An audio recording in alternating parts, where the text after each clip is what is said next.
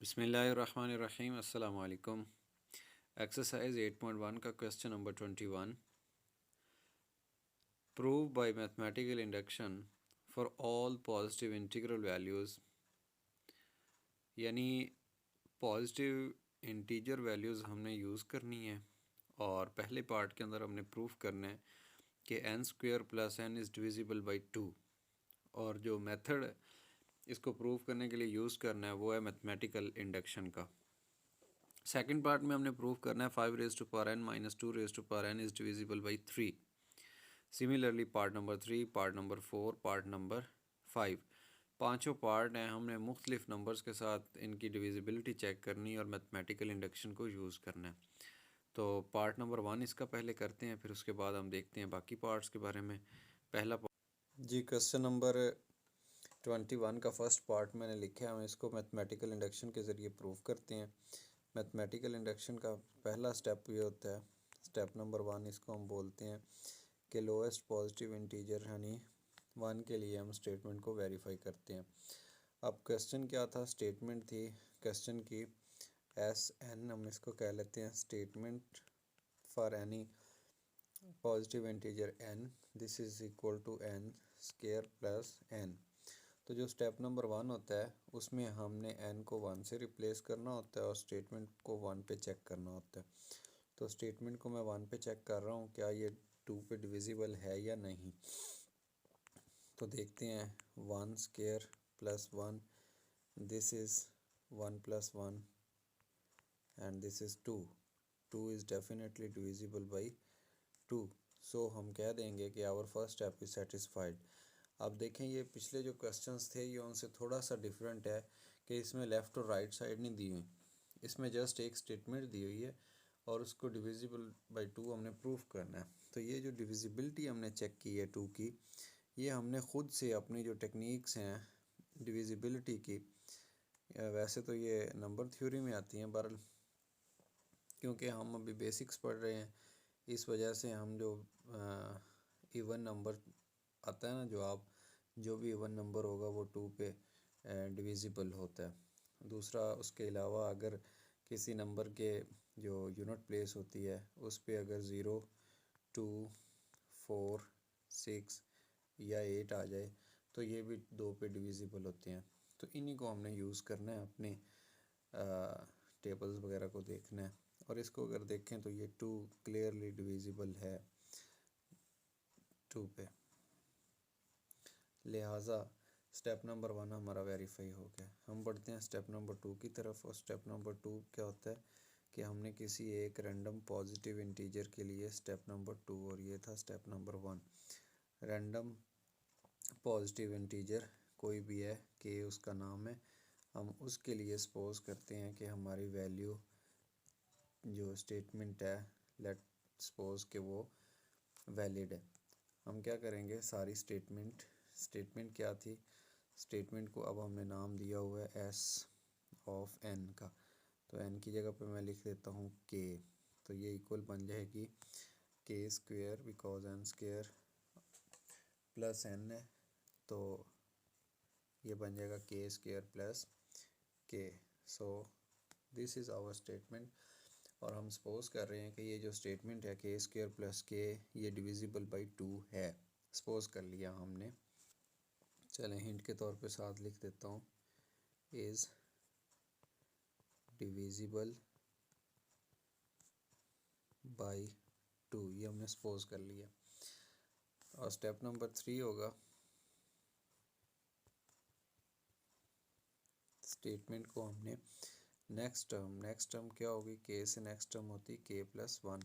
अगर तो दी होती सीरीज़ तो हम के प्लस 1 टर्म जो है के प्लस 1 पे वो टर्म बना लेते और दोनों साइड पे ऐड कर देते। बट यहाँ पे तो स्टेटमेंट की सिर्फ साइड ही एक है, तो हम कह देंगे कि जहाँ पे एन आ रहा था वहाँ पे हम स्टेटमेंट लिख देते हैं के प्लस 1। तो सीधा सीधा इसका मतलब ये है कि हम एन को के प्लस 1 से रिप्लेस कर रहे हैं।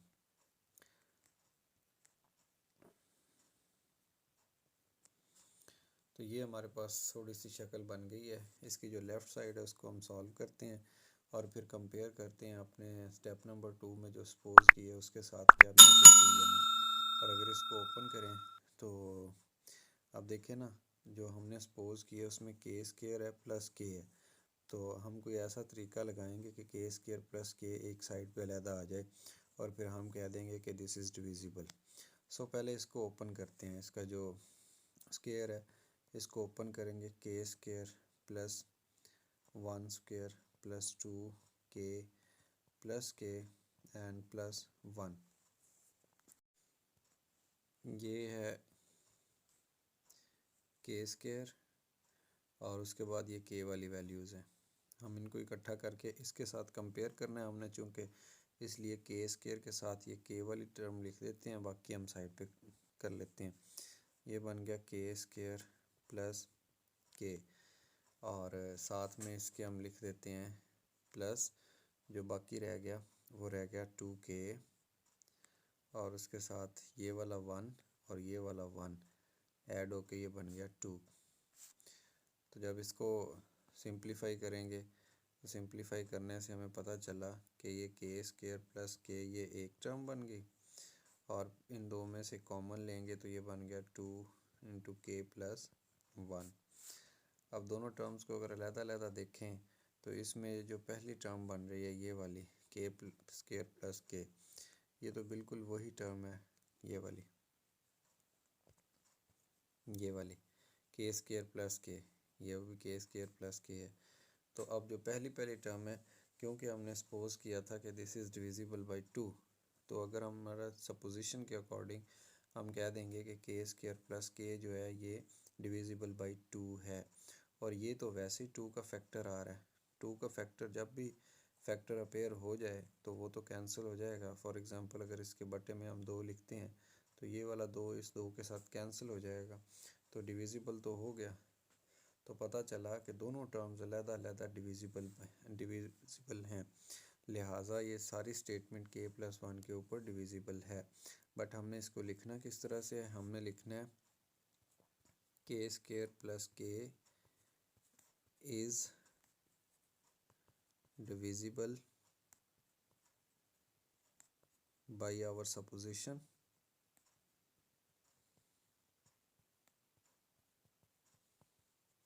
while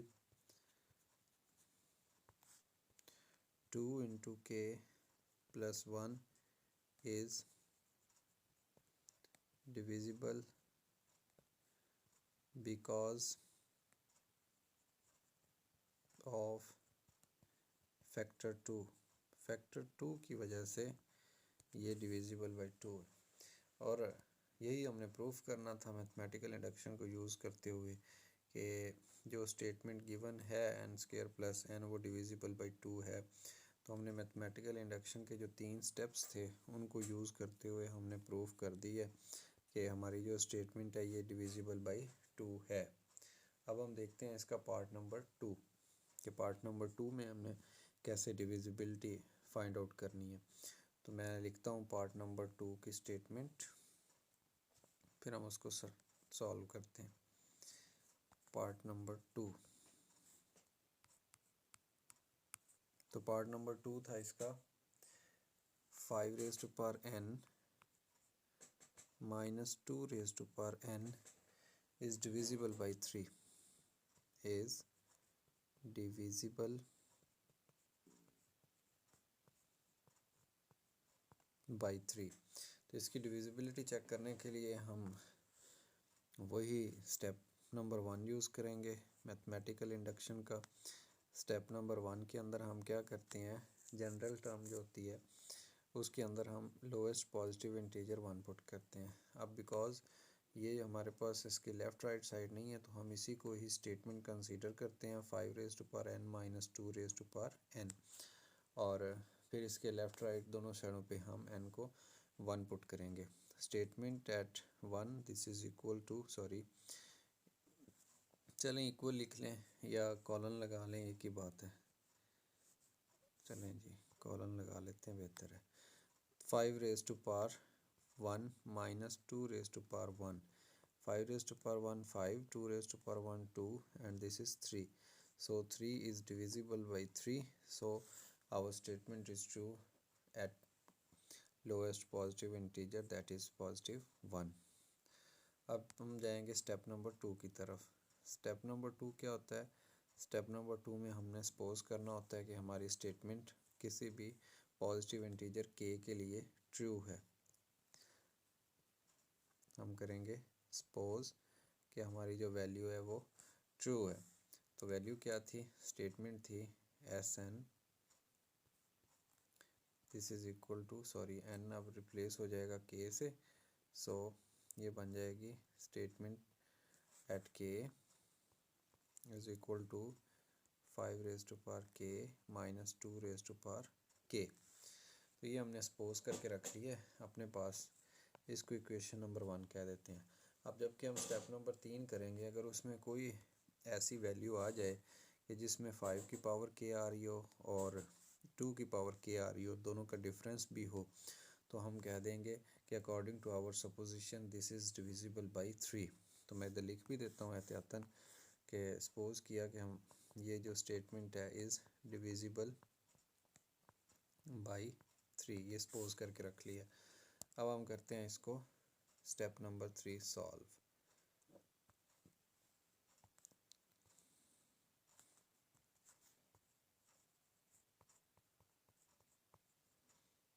जी, स्टेप नंबर 3 हमें बताता है कि जो पॉजिटिव इंटीजर हमने लिया था उससे नेक्स्ट जो होगा इंटीजर पॉजिटिव, उसके ऊपर हमने वैल्यूज़ को चेकआउट करना है।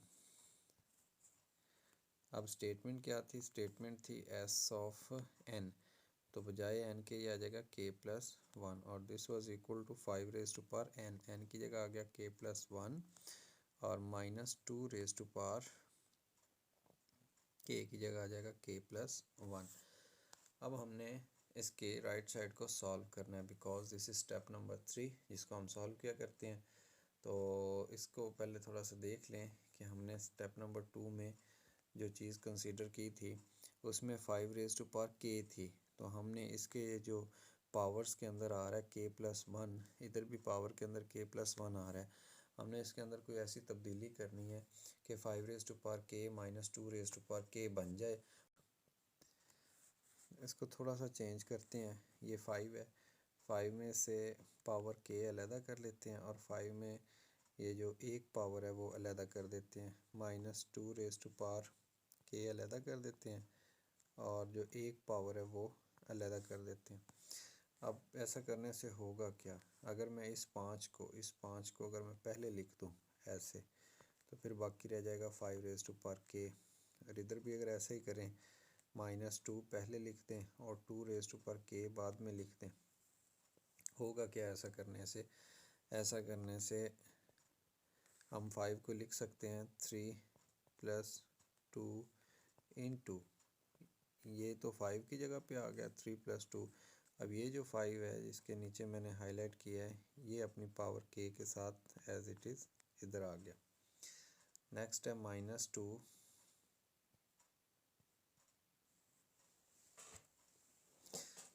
2 और साथ में 2 रेज टू पावर के भी है ऐसे। ये जो 5 डिस्ट्रीब्यूट कर रहा है ये 5, अब ये 5 क्या करेगा? ये अंदर अपने एक दफ़ा 3 के साथ आ जाएगा और एक दफ़ा 2 के साथ आ जाएगा। तो इसको लिख सकते हैं हम 3 into 5 raise to power k plus 2 into 5 raise to power k, और इधर था minus 2 into 2 raise to power k.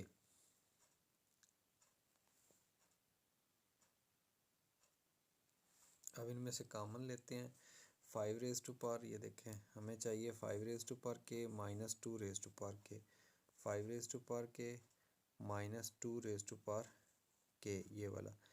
तो इन दो में से अगर हम कॉमन ले लें, इस 2 को और इस 2 को कॉमन ले लें, तो 5 के माइनस 2 के बन जाएगा वही एग्जैक्टली चीज़। चलें देखते हैं कैसे।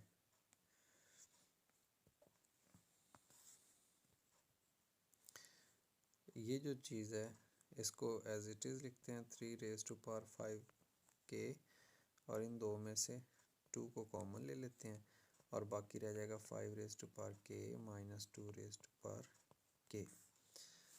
और दो टर्म्स आ गई हैं लास्ट स्टेटमेंट के अंदर k+1 टर्म के लिए। अब इन दो का हम अलग-अलग बताते हैं। ये वाली जो चीज़ है हमने डिविजिबिलिटी 3 पे चेक करनी थी, तो ये 3 का मल्टीपल आ रहा है, लिहाजा ये जो टर्म है 3 × 5 ये 3 पे डिविजिबल है, क्योंकि इसके अंदर 3 का फैक्टर आ रहा है, 3 बतौर फैक्टर आ रहा है। और ये वाली जो चीज़ है, ये वाली टर्म, ये इसलिए डिविजिबल है क्योंकि ये हमारी सपोजिशन में मौजूद है 5 - 2 तो हमारी सपोजिशन से ये टर्म डिविजिबल है। जबकि हम कह सकते हैं इन दोनों को अगर इकट्ठे तौर पे लिखें तो हम कह सकते हैं, क्या कहेंगे हम कहेंगे कि statement Sn is divisible by 3। आगे डिटेल में जाना है तो आप बता दें because 3 × 5k have 3 as multiple, या 3 age factor, sorry factor best रहेगा, 3 एज फैक्टर, 3 इसके फैक्टर में आ रहा है, इस वजह से ये डिविजिबल है। और जो दूसरी है 5k - 2k इज़ डिविजिबल, क्यों डिविजिबल है, हम कह देंगे बिकॉज ऑफ सपोजिशन। हमारी जो सपोजिशन थी, बिकॉज ऑफ सपोजिशन हमने सपोज किया था कि ये चीज़ ट्रू है फॉर पॉजिटिव वैल्यू k, जबकि ये उससे नेक्स्ट टर्म k+1 के ऊपर भी वैलिड आ गई। सो हमारा पार्ट नंबर 2 भी कंप्लीट हो गया और हमने बता दिया कि ये जो स्टेटमेंट थी पार्ट नंबर 2 की, ये इज़ डिविजिबल बाई 3 है। ओके, नेक्स्ट हमारा हम करेंगे क्वेश्चन नंबर 21 का पार्ट नंबर 3। पार्ट नंबर 3 भी इन्हीं स्टेप्स के ऊपर ही होगा। लेट्स सी कि हम कैसे करते हैं। हमने प्रूफ करना मैथमेटिकल इंडक्शन के ज़रिए कि 5n is -1 is divisible by 4। तो स्टेप नंबर 1 करते हैं हम, स्टेटमेंट को 1 पे चेक करते हैं। स्टेप नंबर 1, स्टेटमेंट को n = 1 पे चेक करते हैं और स्टेटमेंट क्या है, Sn this is equal to 5n - 1, ये स्टेटमेंट है। अब इस स्टेटमेंट को जब 1 पे चेक करेंगे तो ये बन जाएगा S(1) this is equal to 5(1) - 1 and this is 4। So 4 is divisible by 4। Step number 1 is verified. Step number 2,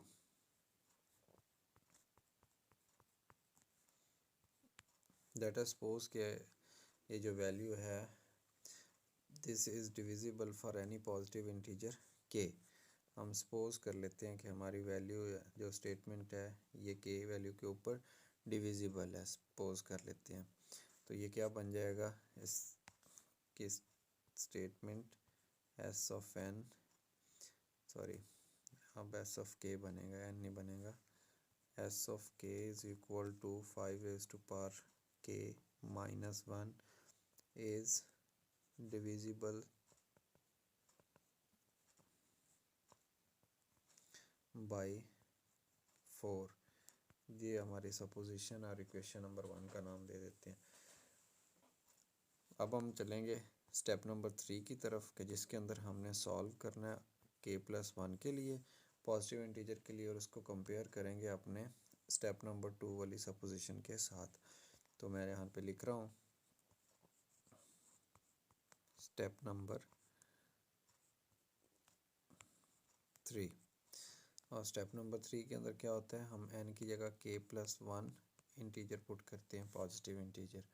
तो जो स्टेटमेंट थी ऊपर वो थी S(n), तो n की जगह आ गया k+1, this was equal to 5n - 1।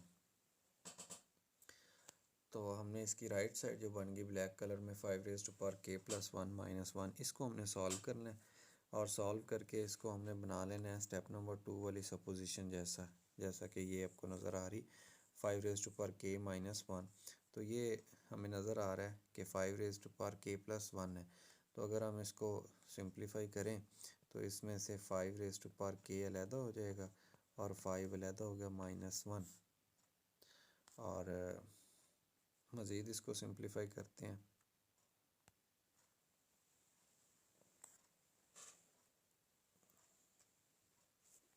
ये इससे पहले पार्ट के अंदर हमने किया कि ये जो कोफिशिएंट के तौर पे 5 आ रहा है इसको पहले लिख देते हैं और ये जो 5 रेज़ टू पावर k है इसको बाद में लिखते हैं और फिर हम ये जो 5 था इसको सब्स्टिट्यूट करते हैं इसकी जगह पे, बिकॉज़ इधर जो दूसरा वैल्यू आ रही है दिस इज़ 1, लिहाजा हम इसको इस तरह ब्रेक करेंगे कि एक वैल्यू 1 भी मिले हमें।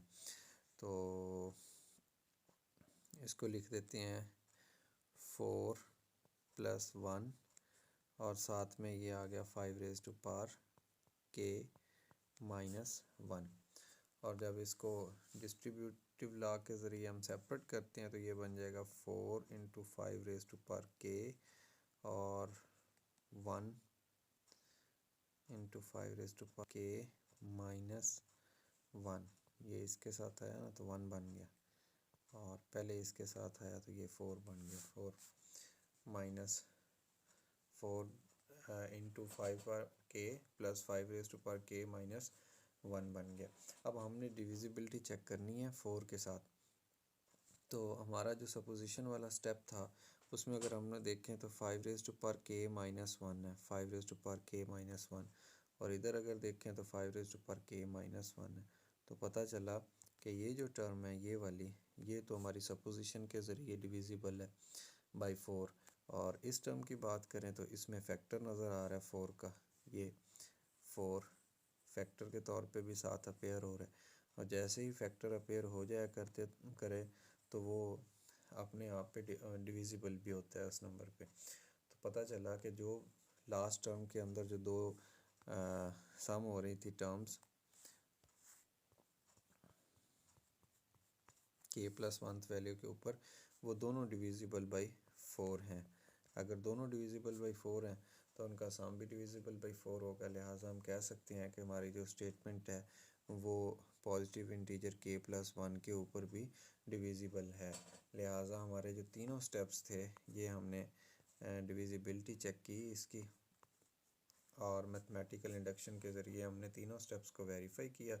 और अब हम कह सकते हैं कि ये जो हमारा क्वेश्चन है ये तमाम पॉजिटिव इंटीजर वैल्यूज़ के लिए डिविजिबल है बाई 4। सो हमने इस लेक्चर के अंदर अपने तीनों पार्ट्स किए हैं 21st क्वेश्चन के पार्ट नंबर 1, 2 एंड 3। अब जो नेक्स्ट दो पार्ट हैं वो भी हम ट्राई करते हैं इसी लेक्चर के अंदर कवर करने की। करना है कि दिस इज़ डिविजिबल बाई 6। तो स्टेप नंबर 1 है कि जो स्टेटमेंट होती है SN उसको हमने 1 के ऊपर वेरीफाई करना है, because 1 is sorry this is not square, this is power n -2।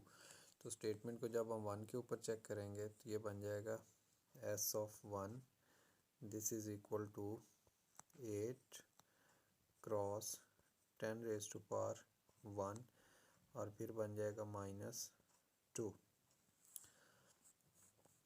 और इसको मल्टीप्लाई करें 10 रेज़ टू पावर 1 10 ही होता है, और ये हो गया 80 -2 this is 78 and 78 is divisible by 6. We can verify.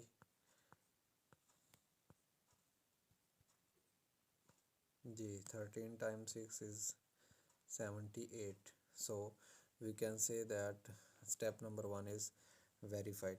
अब हम चलेंगे स्टेप नंबर 2 की तरफ, और स्टेप नंबर 2 पे हमने अपने स्टेटमेंट को for positive integer k suppose करना है कि हमारी स्टेटमेंट डिविजिबल है। Suppose our statement SN is divisible by 6 at positive integer k। तो हम सपोज कर रहे हैं कि हमारी जो वैल्यू है वो k के ऊपर डिविजिबल है। तो इसकी फॉर्म बन जाएगी 10⁻k -2 इज़ डिविजिबल बाई, साथ में लिख देता हूँ, is divisible by 6। This is our supposition and this is equation number 1। अब हम जाएंगे स्टेप नंबर 3 की तरफ। जब हम ये कर लिया करते हैं तो फिर स्टेप नंबर 3 हम चेक किया करते हैं n=k+1 के लिए।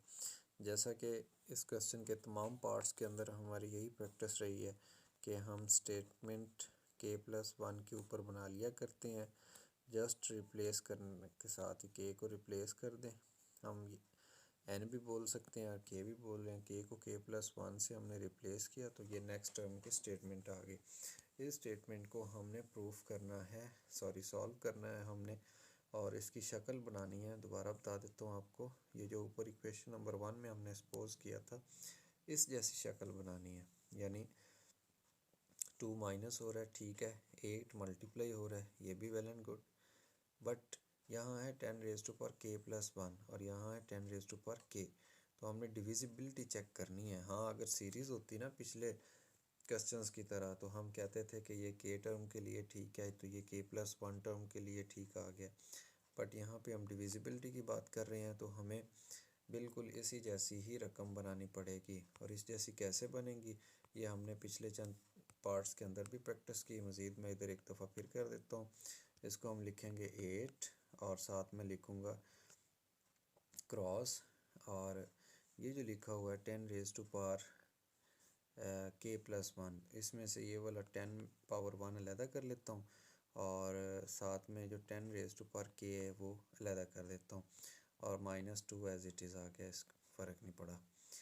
अब ये जो 10 है, 10 को हमने अब इसकी शेप चेंज करनी है और ऐसे शेप चेंज करनी है कि बाकी जो वैल्यू बचे वो ऊपर जैसे इक्वेशन नंबर 1 में वैसे बन जाए। तो मैं लिखता हूँ 9 + 1 10⁻k -2। अब होगा क्या, यहाँ पे वैल्यूज़ डिस्ट्रीब्यूट कर रही हैं, डिस्ट्रीब्यूट, ये 9 आके 8 के साथ मल्टीप्लाई होगा और फिर ये इधर भी मल्टीप्लाई हो रहा है, यानी लेफ़्ट और राइट दोनों साइड से इसको मल्टीप्लाई करेंगे तो ये तो 72 बन गया और साथ में आ जाएगा 10⁻k। तो ये आ गया 9 8 72 72 और साथ में आ गया 10⁻k, बिकॉज दोनों साइड से डिस्ट्रीब्यूटिव प्रॉपर्टी लेफ़्ट और राइट डिस्ट्रीब्यूटिव अप्लाई होगी। नेक्स्ट अगर हम देखें तो ये बन रहा है 8×1 विच इज़ 8 और साथ में आ जाएगा 10⁻k -2। अब हमारा ये काम करने से, ऐसा काम करने से हमारा क्या हुआ कि ये जो चीज़ थी 8 10⁻k -2, 8×10⁻k -2 ये सेम होगी। तो हम कह देंगे कि ये तो हम जो डिविजिबल है by 6 according to our supposition जो हमने सपोज किया था। और इसको देखें तो इसमें ये जो 72 है, this is clearly divisible by 6। How we can verify 72 to 6, 6 ones are 6 1 and 6 2 time is 12, so we can check that 12 time of 6 is 72। लिहाजा हम कह देंगे कि ये इस अंदर ये फैक्टर मल्टीपल आ गया 6 का, लिहाजा हम कह देते हैं कि मल्टीपल होने की वजह से ये जो टर्म है ये भी डिविजिबल बाई 6 है, ये भी डिविजिबल बाई 6 है, ये भी डिविजिबल बाई 6 है, बोथ डिविजिबल बाई 6 है और उनका जो सम है ये भी डिविजिबल बाई 6 होगा। लिहाजा हम मैथमेटिकल इंडक्शन से कह देते हैं कि हमारी जो स्टेटमेंट है this is divisible by 6 and hence we can say that this is proved.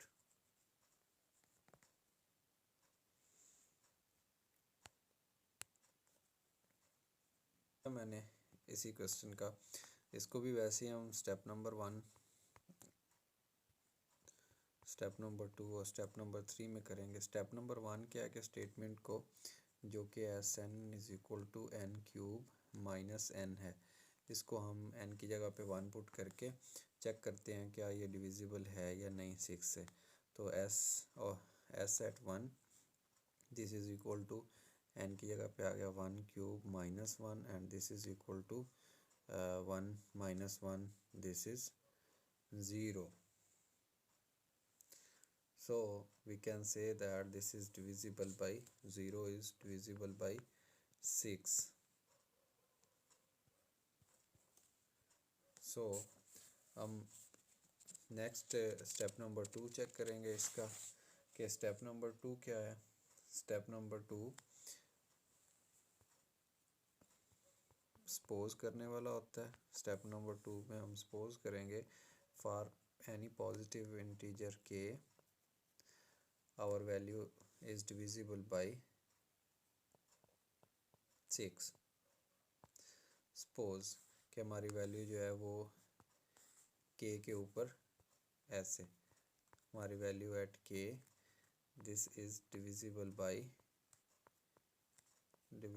Bye 6। ये हमने सपोज कर लिया, उसको इक्वेशन नंबर 1 का नाम दे दिया। अब स्टेप नंबर 3 के अंदर हमने क्या करना है, हमने प्रैक्टिकली इस चीज़ को सॉल्व करना है। Step number 3 n is equal to k plus 1, यानी जो के टर्म थी पॉजिटिव उससे नेक्स्ट टर्म जो होगी पॉजिटिव इंटीजर उसके ऊपर हमने अपनी स्टेटमेंट को चेक करना है क्या वो डिविजिबल बाय 6 है या नहीं है। तो प्रैक्टिस करते हैं, अभी तक चेक करते हैं। यहाँ पे भी हम स्टेटमेंट एट के प्लस 1 इज इक्वल टू के की जगह आ गया के प्लस 1 क्यूब माइनस फिर के की जगह आ गया के प्लस 1। इनमें से हम देखते हैं कुछ चीज़ें कॉमन आ रही हैं। कॉमन आने के बाद हम इनको सॉल्व आउट करते हैं।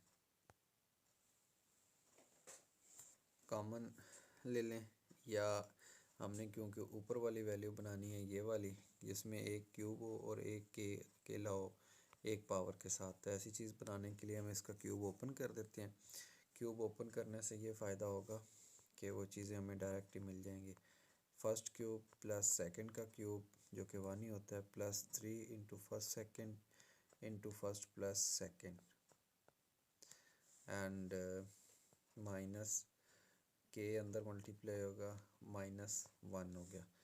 तो ये हो गया जनाब के क्यूब प्लस 1 प्लस 3 के स्क्वायर प्लस 3 के माइनस के और -1।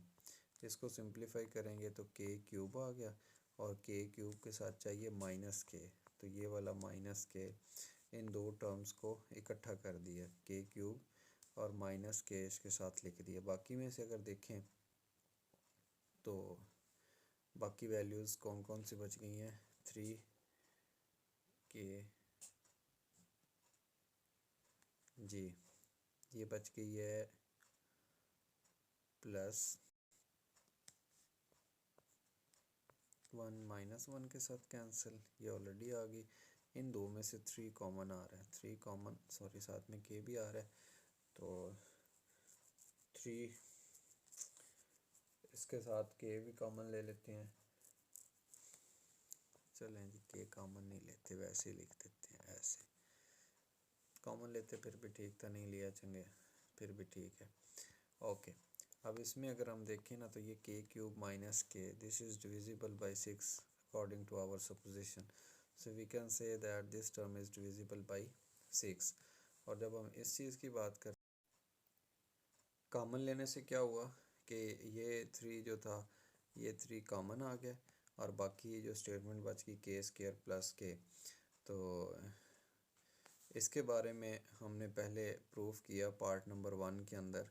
वो क्या था कि जो n स्क्वायर होता है प्लस n होता है ये डिविजिबल बाय 2 होता है, तो ये डिविजिबल बाय 2 है और साथ में 3 मल्टीप्लाई हो रहा है, तो वैसे भी 3 जो है ये उसका फैक्टर होता है 6 का, तो ये वाली जो टर्म है ये 6 पे डिविजिबल है और ये वाली हमारी सपोजिशन से हमें पता चल रहा है कि डिविजिबल बाय 6 है, लिहाजा दोनों टर्म्स जो हैं 6 पे डिविजिबल हैं। हम कह देंगे कि हमारी जो स्टेटमेंट है statement at n is also divisible by 6। अब ये n क्या है, ये कोई भी पॉजिटिव इंटीजर वैल्यू है। इसी के साथ ही हमारा ये क्वेश्चन नंबर 21 भी ख़त्म हो चुका है।